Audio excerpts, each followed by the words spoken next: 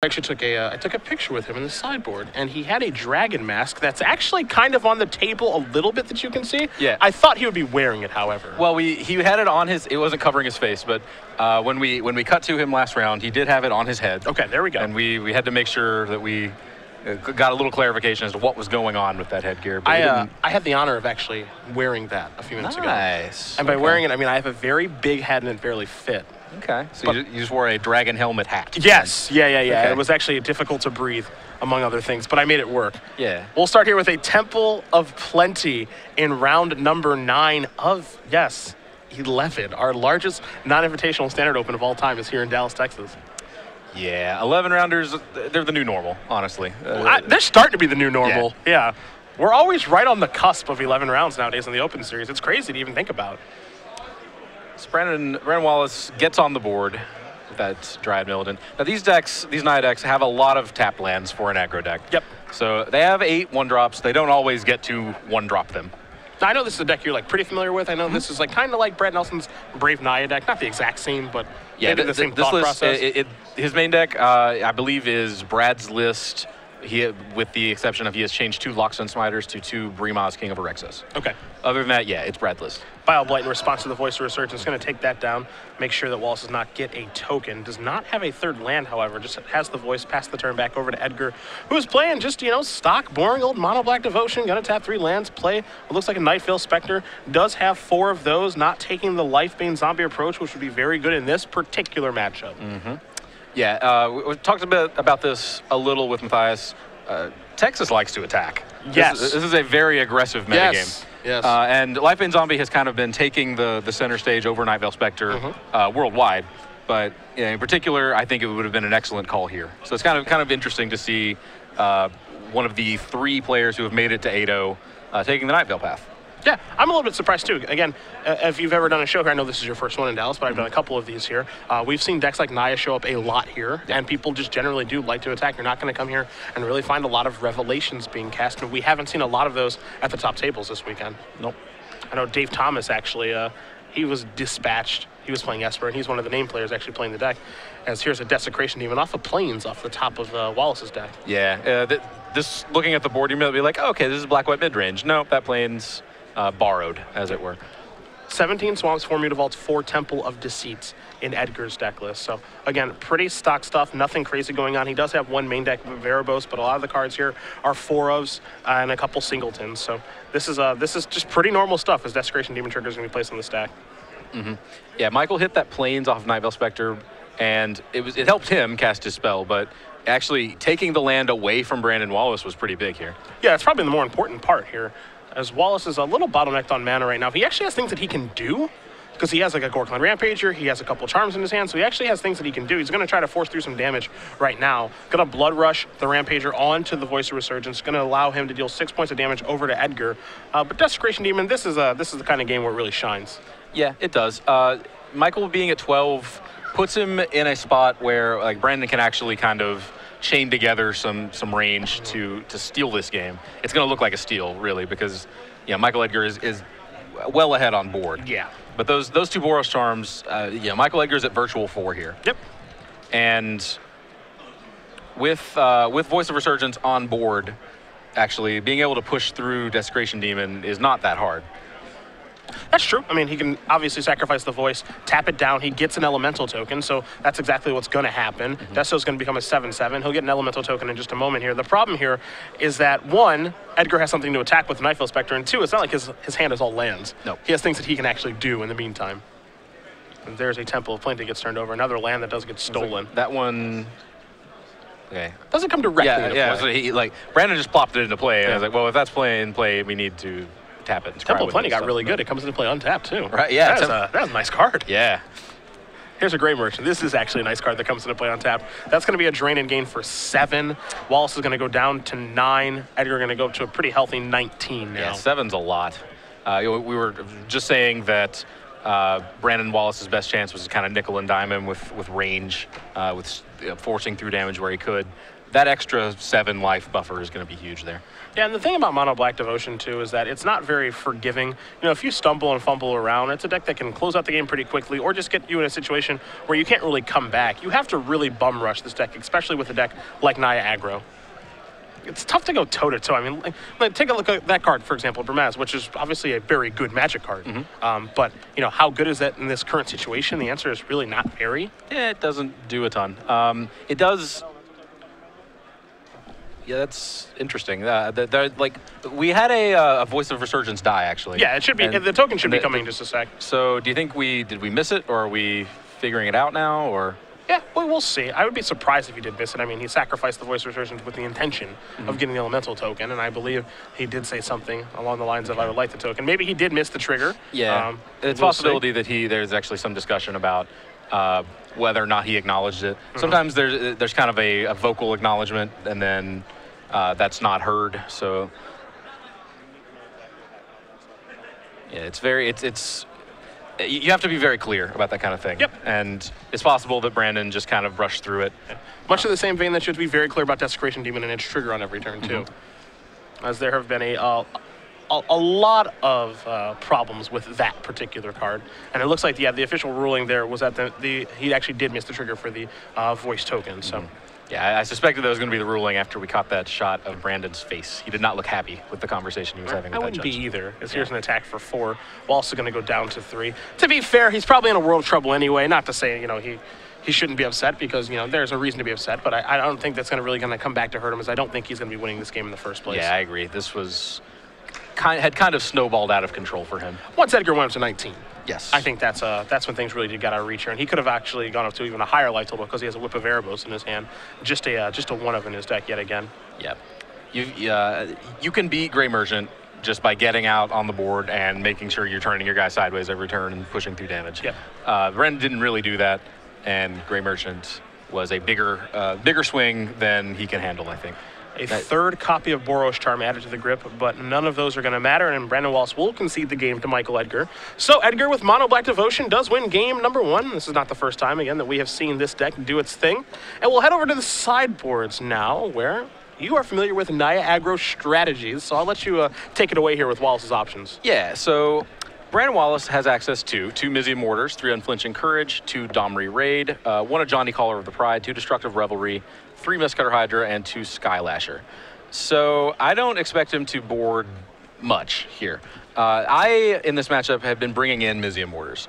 They give you a lot of good targets, and as I've mentioned, really what you need to do in this matchup is stick your threats and then make sure you get to turn them sideways every round. Sure. Now you can do that by having combat tricks, having Gorkland Rampage or Selesnya Charms to push through blockers, or you can just do that by getting the blocker out of the way. Sure. So Mizzy Mortars would be able to clear a Grey Merchant, a Pack Rat, a Lifebane Zombie, a Night Veil Spectre, just whatever. It's really just a matter of trading card for card and clearing out the thing that Michael Edgar does on turn 3. Okay. Other than that, maybe he wants Domri Raid. I wasn't playing that card, so I'm not really sure where it fits here. I kind of feel like it is not worth the trouble. Again, you just want to get pressure, and Domri Raid is not pressure. Domri Raid is gas, and that's not the bottleneck here. Yeah, I mean, he definitely has enough cards to actually try to get the job done. You know, the difficult thing here for the Naya Aggro deck is, you know, we saw in game number 1 where he led off with a Temple and then played a Temple. That doesn't allow for a very fast start. Yes. Now, obviously, Temples are quite powerful, allowing you to scry and, of course, fix your mana. But when you're playing in this particular matchup, I don't think you have a lot of time to do those things. Right. I think you just have to get to the board quickly. With even something as kind of minuscule as Dryad Militant, it at least gets the ball rolling. Yeah, absolutely. It's more important that you get your threats into play than it is to over time acquire some extra threats. Now, of course, there will be times where those scry lands are really important to try to find a card like Brave the Elements to push through damage, or Boros Charm to be able to finish the game off. But I think at the beginning of the game, for Wallace, that Temple of Plenty needs to actually be a Temple Garden. Yes. and get to work that way. Taking a look at Edgar's sideboard here, there's very obvious cards that's going to come in. 3 copies of Lifebane Zombie, so things look like they're going to go from bad to worse here. We can see a pretty natural swap of Lifebane Zombie in for Nightveil Spectre. There are 4 copies of Duress, 2 Erebos God of the Dead, 2 Freakus Cure, 2 Dark Betrayal, and then 2 copies of Doomblade. So 5 easy cards to bring in this matchup. You can make an argument for Freakus Cure here. And cards that you want to take out, I think it's easy to start with the 4 copies of Underworld Connections and then probably remove the Nightveil Spectres after that. After that, you don't. How many are we trying to bring in? Well, I think I think he's going to bring in 5. I think he's going to bring in 3 Lifebanes and 2 Doomblades. I don't think he has time to actually set up Underworld Connections, especially when he's on the draw. And I guess the other card could just be Whip of Erebos that comes out. But that's the kind of card that can actually kind of swing the game back the other way if something kind of breaks the right way. Yeah. The question right now is, does he want to actually have 7 3-drop creatures along with 4 copies of Hero's Downfall? That's a lot of stuff in 3 mana. Yeah, he could cut a Nightveil Spectre, just trim 1. He could also trim some Thoughtseizes. Yeah, I guess worse on the draw, I suppose. They're worse on the draw. They're not good after you have traded your cards for your opponent's cards and you're both playing off the top. Sure. He's looking to stabilize. Sure. So he, in theory, is going to cast all of his cards and then play off the top at a certain point. Particularly since he will not have Underworld Connections, presumably. Okay. So when you're just working with your draw step, you will eventually run out of things to do, and then you need your top card not to be Thoughtseize. That's oftentimes how Thoughtseize works, and we're kind of in a mid-rangey matchup. It is a little more aggressive on the Naya aggro side, and Thoughtseize is actually kind of at its worst mid-range matchups, excuse me, after like turn 3 or 4. Yeah, and you said this is a mid-range matchup.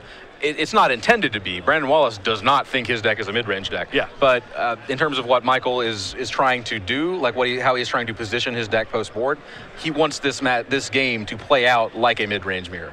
He basically just has to answer Brandon turn for turn to make sure Brandon doesn't get the tempo, doesn't get, again, creatures out, in play, attacking. And if he gets to that mid-game, he is a huge favorite. So, yeah, Michael Edgar wants this to be a mid-range battle. You saw Brandon Wallace take a little yawn there. We're clocking in it's about 8:30 Central Time right now. And Brandon, I got news for you. You got a long way to go. Yeah. You got 2 more rounds of Magic. We could be here until midnight. Work our way into Sunday morning. So, fortunately for the players, and I suppose for us, we'll be doing the elimination rounds tomorrow morning. We'll start the quarterfinals tomorrow, thankfully, as opposed to tonight. But that's what happens when we get the turnout that we did. 778 here in Dallas. So 11 rounds of Magic. Pretty crazy. Yeah, that's a big turnout. Again, I called it the new normal. It's honestly, it doesn't really change the way tournaments play out in a practical sense, but prior to this, we had a lot of tournaments that were 10 rounds, but they were pushing up against the cut. They would be 700 even or 690 or whatever, and all that meant was that people got to 8-1 and then couldn't draw. Yeah. So really, you need the same number of wins to make top 8 of an 11-round open or a 10-round open. This is a Dryad Militant, just a swamp from Edgar. So this is the kind of start that Wallace wants to have. Now, in a perfect world, he follows this up with some sort of creature. It can be a 1-drop, it can be a 2-drop, it's just got to be something. Preferably something that's not Dryad Militant because of Bile Blight, but besides that, and this is an untapped stomping ground. So it looks like no Dryad Militant. Yeah. And see, that's perfect. Could have been 3 Dryad Militants. That would have been ambitious. Okay. But yeah, Voice of Resurgence, the optimal 2-drop for sure. Voice of Resurgence very good against Devour Flesh. Yep. That's the card that actually is being cast. Yeah. So yeah, it's actually just perfect. Brandon Wallace moved to get rid of Dryad Militant and then sort of reconsidered. I'm a little surprised that he's sacrificing that, not Voice. Yeah, I am too. That's actually one of the the best tempo plays you can make in this deck is when you get an opportunity to sack Voice of Resurgence on 2 and then play another creature and get him for 5? Yeah, basically like turn Voice of Resurgence into Watch Wolf that trades for a card. Yeah, because I mean, how much better is Voice going to get in this situation? I mean, he needs to have a follow-up play now. I don't know if he does have one. He did play a Temple and Scryed. He has, looks like a pair of Charms. Yeah, it looks like Boros and Selesnya. Yeah. So that again gives him some range. Boros Charm is honestly not that great in this matchup. It is an answer to a removal spell, but yeah, you have to be in the right position to get a chance to use it because you want to be using your mana in the early turns to make threats. Nightveil Spectre going to show up here for Edgar. Wallace is going to untap and take a draw. Now, we saw in the last game, Edgar had no interest in blocking on an attack like this. Oh yeah, you can't block here. Yeah. Against this deck, which has 4 Selesnya Charm, 4 Gore-Clan Rampager, 4 Boros Charm, which in this case would enable a trade. Yeah, there are many ways that Brandon can punish you. Yeah, he had no interest last game blocking. He has no interest in this game blocking, so he goes down to 14. Wallace is going to go down to 15 from the stomping ground, coming to play untapped. The follow play is going to be a copy of Fleece Mane Lion and just pass the turn back here with the ability to cast either charm in his hand. So still a pretty good turn and a pretty good start. And that last land is a temple, so he can't actually play it untapped and immediately monstrous the Fleece Mane. So I think his long-term game plan here is just going to be protect that lion until he can monstrous it. A Mutavault is the play here from Edgar. He's got a Desecration Demon in his hand. You also see the copy of Hero's Downfall. There's another Devour Flesh hanging out over there as well. Again, if he's going to cast these removal spells, he has to cast them now because of the voice. And this might be part of the reason that actually Brandon did leave the voice around. It's because it forces these removal spells to be sorcery speed removal spells, which isn't so bad. Yeah, that's true. Yeah, Michael Edgar actually has a lot of options here, and I mean, it's really unclear how to advance. You have to basically consider Boros Charm is the big one. If he casts a removal spell into Boros Charm, he falls way behind. But if he just casts Desecration Demon, he can also fall way behind, again, to that Voice of Resurgence. Yeah, and that could happen. It could also just get charmed, too. And now there is Desecration Demon. So I wonder if we're going to see Celestial Charm fire off. This isn't too surprising. Exile that thing. This allows him to untap. If he does draw a 5th land, he can make his Fleece Mane Lion indestructible. And it looked like he did not. Yeah, it looks like he picked up another copy of Voice Resurgence, which is actually still okay. Yes. Because he can attack for 5 here, put Edgar down to 9, which he'll do. He can play a Temple, Scry, play another copy of Voice, and have Boros Charm available. So he's maximizing his mana all the way. Figure out what card he wants to find, if he's going to keep it on top or bottom. But even if he, maybe he finds something he doesn't want, puts it on the bottom, at least next turn, he has the ability to actually use all his mana for Monstrosity on the Fleece Mane Lion. Yeah, for sure. Yeah, this is a fantastic position for Brandon. And actually, he has 2 of the same creature in play, which is ordinarily kind of a rough place to be against a deck with Bile Blight. But Voice of Resurgence, I think he's okay. Yeah, this is the one time he doesn't care. Yeah. If he gets to convert his 2 Voice of Resurgences into a pair of 3/3s that can eventually be 4/4s. Yeah. Mana's going to be tapped here. He's going to go for a main phase Hero's Downfall. And he's going to go after the Fleece Mane Line. Now, the question here is, do you save it? You have to. Well, you don't have to, but I don't see why you wouldn't. That Fleece Mane Lion is definitely worth more to you alive than dead. Well, you're basically asking yourself, would you rather have this Fleece Mane Lion in play or the potential to dome Michael Edgar for 4 damage? I think I would rather have the Fleece Mane Lion in play. Yeah, I think so too. That's not... Yeah, there are arguments for both. You also have to consider that Michael Edgar is unlikely to attack and is going to have 2 blockers next turn. Yeah. And I guess actually you also have to worry about something like Doomblade. You can give the Fleece Mane Lion, you make it indestructible for this turn, but you're going to have to untap and it will not be indestructible again, and then you'll have to basically tap out to jam the monstrous. That's cool. If he wants a Doomblade in response to my Monstrosity activation, then I get 2 creatures from the voices. Because the Doomblade would be on my turn. So I guess that's fair. Yeah, if that exchange happens, I couldn't be happier. That is absolutely true. So, okay. But Brandon decides he would rather have presumably 4 damage. So I guess we can put Edgar to Virtual 5 right now? Yes. Assuming that's the use that he's going to use for his Boros Charm, then we have to put Edgar to Virtual 5. This is going to be a pack right now. Just pass the turn back. Not too surprising to see Nightfell Spectre actually hang back on defense. He's going to hold on. Oh, he scried last turn. Yeah. So the question was, did he like what he scried with? Okay, and it looks like he's got the 1-2 punch. This makes way more sense now. Yeah. Rampager plus double strike. Yes. With that extra information, Boros Charm is worth way more as a... This is going to be 6. I'm going to attack for 12 with this voice. Yeah, and it does not look like Michael has enough creatures to throw in front of it. Yep. Yeah, Brandon just shoves and shows. Yep. Just like, here's the thing, you're dead. Michael Edgar looks like he's going through the math to confirm, and he says, yes, I am in fact dead. And what we know is what he knows, which is we're going to play a 3rd game here between Naya Aggro and Mono Black Devotion. Brandon Wallace able to tie things up. However, this is where things get difficult because this game is the first that Brandon Wallace is on the draw. Yeah. Against Mono Black.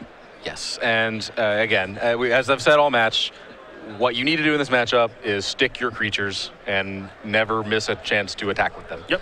And that gets much, much harder if you are matching Dryad Militant with Michael Edgar's 2-drop removal. Now, often you're doing that anyway in this matchup because you have so many temples, but you're guaranteed to do it now. You're never going to get 2 creatures out ahead of Devour Flesh, for example. That's the big issue here. Is he's just going to be behind the 8-ball the entire time, and that's not a spot he wants to be in at all. So, I mean, we'll see how the draws end up breaking for each player here, but this is definitely going to be a tough spot where, you know, you want to really win game 1 of this matchup if you're on the play or the draw, just so that you have the opportunity to be on the play for game number 3. Especially when they're boarding in a card like, you know, Lifebane Zombie gets so much better on the play than on the draw, for example. Yep. That's where things get really scary. Getting a chance to get out ahead of Brandon's 3-drop, whether it be Boros Reckoner, Brimaz, something like that. Yep.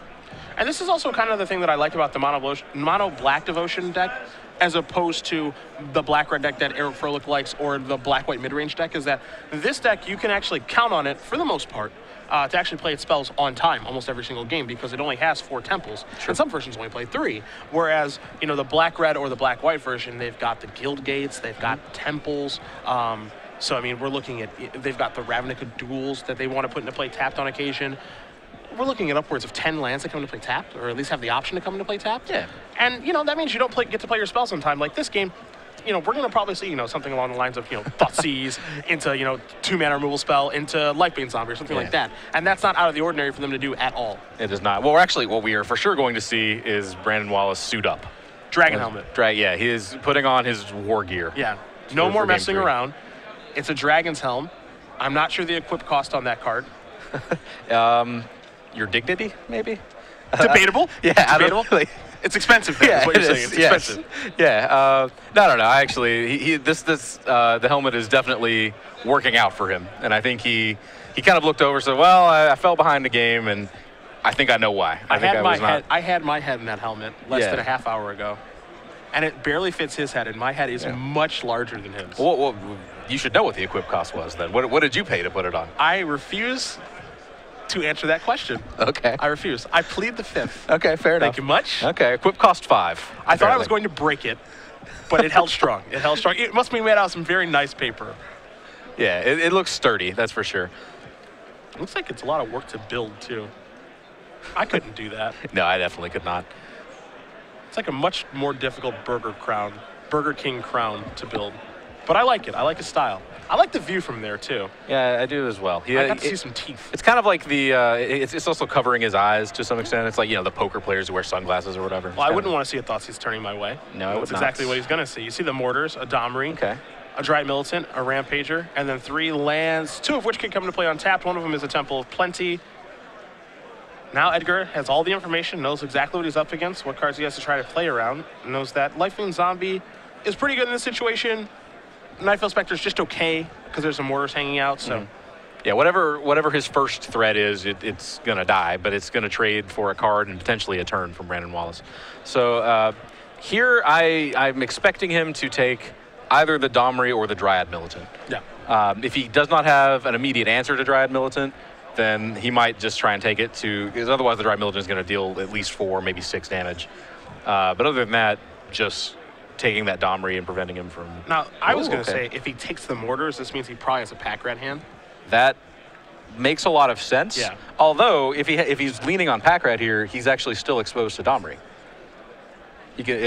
Brandon gets to play turn 2 Dryad, and then... Or no, he's not, right? Yeah, he's on the draw. Yeah, he can... Yeah. Okay. So he has the time to actually make a rat in the meantime. Now, this Dryad Militant's actually going to lead off the show here, and chances of this living are pretty slim, but we'll see if it's a pack rat game or if it's something else here. Yeah, I saw Bile Blight. Okay. And he's going to use that. It's really fortunate that happens now as opposed to later because Wallace's draw for the turn was Bile Blight. Or excuse me, his draw for the turn was a Dryad Militant. Another Dryad Militant. Yeah, so it's a good thing for Wallace that actually got main phased right now. Yeah, and to be fair, that's you have to do that against a deck that has Boros Charm, Brave the Elements, and Celestial Charm. Yeah, absolutely. Yeah. The Celestial Charm doesn't actually protect you. Yeah, but you want to be in the habit. Yeah, you want to be in the habit of actually doing it in your main phase.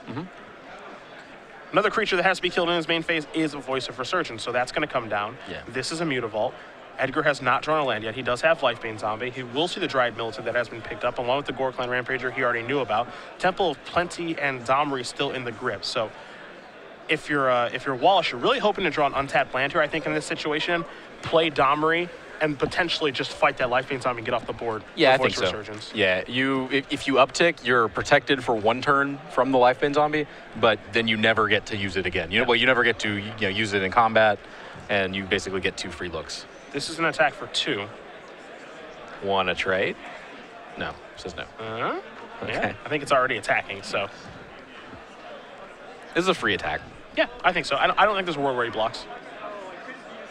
Is he going to play the Temple? Wow. Okay. I'm a little surprised by that. He had Dryad Militant. Did he find maybe another 2-drop or? No, just going to go with the Dryad. Yeah, he picked up a Sacred Foundry for the turn, just passed the turn back. So he actually drew the untapped land, but chose not to drop down the Domri just yet. A Doomblade to draw here for Edgar. Has a Temple to play as well for his land.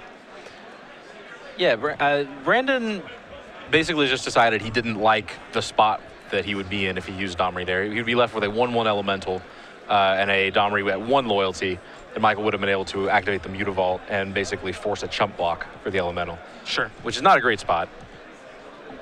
It just depends on how much you value Domri, I think, in the matchup. There's a pretty good chance that I'm overvaluing its ability. Yeah, possibly. But whether or not you want to keep Domri, obviously you prefer to it. But like, if you can trade Domri for something on board, that's good enough. Yeah. But that play leaves Brandon with actually no threats. Yeah. He can't attack with Domri. He can just hope to draw something that can attack. Yep. Doomblade going to take care of Dryad Militant. Take a draw here. It's another copy of Sacred Foundry. That Voice of Resurgence should be untapped and will be in just a moment. There we are. Unfortunately here for Wallace, and this is kind of how things go when you play against Mono Black, especially on the draw. He's been mostly exhausted here. He has a Sacred Foundry and a Domri to go along with his Voice Resurgence. That's it. Mm-hmm. And basically he's going to make the same play that he declined to make last turn. Yeah, there's a chance he might not fight. There's a chance he may go up. Yeah, and that's actually what he's going to do. There's a Fleece main line. Now, that card's actually pretty interesting in this particular game just because there's the opportunity for that thing to go monstrous. Now, Voice Resurgence not attacking, I'm not in love with because it doesn't get to stop Lifebane Zombie, and there's no guarantee that Mutavault's going to get active and try to finish off the Domri. Sure. What you do here is you basically make Michael Edgar consider the possibility that he cannot get rid of Domri this turn. Okay. So, yeah, Michael can just attack with Lifebane, which kind of looks like he's what he's doing. I think Michael Edgar doesn't mind trading Mutavault with Voice of Resurgence, but that eats up his turn. Sure. There's a Night Veil Spectre past the turn back, working his way towards a very large Gray Merchant yet again. Stomping around the draw here for Wallace. He's going to take a look with the Domri. This is a Voice of Resurgence. 2 free cards. That is something you need at this point. So it looks like he is going to commit those cards to the board, or at least the Fleeceman. Yeah, there we go. I would have loved to seen an attack. Yeah, I agree. But yeah, prior to, well, to be fair, Michael Edgar knows every card in that hand except for one of the lands, I believe. Get him. He doesn't know either land. He didn't know either land. No, okay, yeah, he knew about the sacred or the temple. The temple. Yeah, he didn't know about either land. Yeah, I would have loved to see an attacker because here's the thing: if he blocks, that's cool. I get an elemental token, and I have a backup voice to actually put you in the you have to actually cast your spells on your own turn hard lock still. Yeah. And if he does take 2, it's like, okay, I got 2 free points of damage. So it seems like it's win-win either way because you're going to be left with either a 3/3 token or you got it for 2 points of damage, and you're still in this situation. Yeah, I think you're right. And yeah, for that matter, against a board of Night Veil Spectre and Mutavault, yeah, the Lifebane Zombie kind of a wash here, but against those creatures in particular, you'd probably rather have a 3/3 elemental than a Voice of Resurgence. Yeah, I think so. Now you've got Night Veil Spectre, he can decide where it wants to go. Does it want to take care of Domri, or does it actually want to try to hit a card off the library and work its way towards that? Mm-hmm. And it looks like, yeah, this Night Veil's actually going to go towards Domri. Lifebane's going to go upstairs. Wallace is going to go down to 10. And a big Gray Merchant here would be for 7, but it looks like we're just going to see a main phase Doomblade take care of that. And he can actually really work his way towards a win next turn by just attacking with Lifebane Zombie for 3, puts you down to 7, and then drain you for the rest of it. Yeah, he does expose himself in some degree to kind of the 1-2 punch, the Gore Clan Boros Charms thing. I don't think he's low enough, actually, but in conjunction with another card, it could be a problem. And Boros Charm actually the draw here to go along with just a land, so we're not going to see the 1-2 punch that we did see in the last game, and now Wallace is trying to figure out exactly how to attack.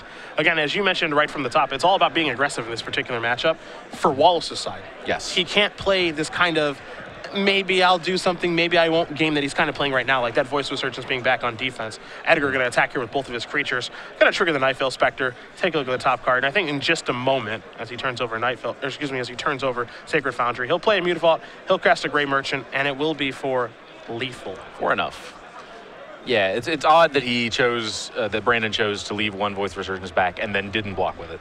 If you're not blocking it, you should be attacking. Well, it's just a little disjointed. Like, he obviously can't block Lifebane Zombie. His plan is, I'm going to, by leaving this back, I shut off Mutavault. Yeah, I'm sorry. Yeah, it shuts off Mutavault. I forgot that he couldn't block. Yeah, I was like, well, but the plan is obviously to shut off Mutavault and don't allow that to attack. But Mutavault's not the problem. Yes. The problem is that Life Gain Zombie you can't block anyway, and you can't stop Nightfall. The problem is you're on a 2-turn clock, whether or not Mutavault gets in. Yes. Yeah. So either way, Michael Edgar going to get the job done here. He defeats Brandon Wallace 2-1, Mono Black Devotion, doing what Mono Black Devotion does, which is destroying another standard tournament. He's our he's presumably our only 9-0 player. There is one more left out there. Yeah, so there's actually I do not remember his name offhand, but it was at table 2. He was paired down with someone who was 8-0-1. Okay. Or 7-0-1. So we will have Michael Edgar at 9-0 and one other player at either 9-0 or 8-0-1. Someone's got to be the bad guy. And this particular weekend, it's Michael Edgar. The bad guy is the person who always destroys the Mono Black. Last weekend, it was Kevin Huang and Robert Burney. A lot of other weekends, it's Owen Turnwald. But somebody's got to be the bad guy. Yeah, Mono Black has been on a serious tear lately. It won both events last week. Yep. It won the Invitational the week before. It won the Grand Prix in Beijing. Beijing, yes. Yeah, yeah. So of the large standard tournaments that have taken place over the last 2 weeks, it has won 4 of the 5. Yeah, since he broke serve. That was won by Esper. But that's about it. It's just, it's the best deck. It's the best deck. Oh, fine. Look, I don't like it either. Okay, I don't like it either. It's the best deck. And it can be frustrating at times to play against, and even sometimes with. I know there are a lot of people who are just like, I don't want to play this deck, but it's the best deck. So